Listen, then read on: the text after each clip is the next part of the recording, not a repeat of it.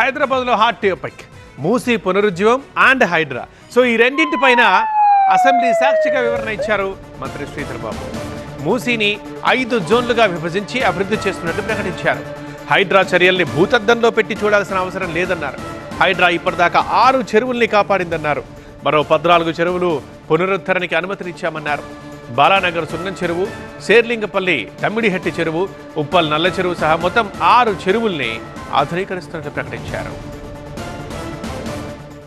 మొత్తం 6 చెరువుల పునర్జీవనానికి చేపట్టగా వాటిలో నీటి విస్తీర్ణం గణనీయంగా పెరగడం జరిగింది అధ్యక్ష.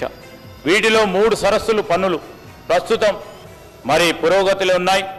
సున్నం బాలనగర్లోని అల్లాపూర్లోని చెరువు 16 ఎకరాల 41 గుంటలకు సంబంధించి మరి 30.5 ఎకరాలకి, శేర్లింగంపల్లి మాదాపూర్లోని తమ్మిడికుంట చెరువుకు సంబంధించి 16.24 ఎకరాల నుంచి 29.26 ఎకరాలకు విస్తరించబడ్డాయి అధ్యక్ష. అదేవిధంగా ఉప్పల్లోని నల్ల చెరువు అధ్యక్ష, మరి రాజేశ్వర రెడ్డి గారు అదే ప్రాంతం నుంచి వెళ్తూ ఉంటారు.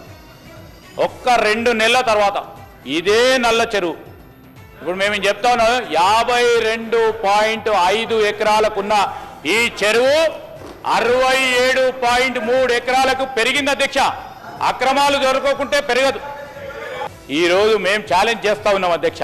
నల్ల చెరువు చూడండి, ఆ రోజు ఎన్ని ఎకరాలకు సంబంధించిన అక్రమం అంతా అది కూడా తొలగించి 52 నుంచి 67 ఎకరాలు.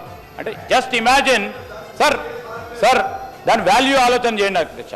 మిగిలిన 3 చెరువులను కూడా విజయవంతంగా పూర్తి చేసి కూడా ప్రారంభిస్తాం అధ్యక్ష.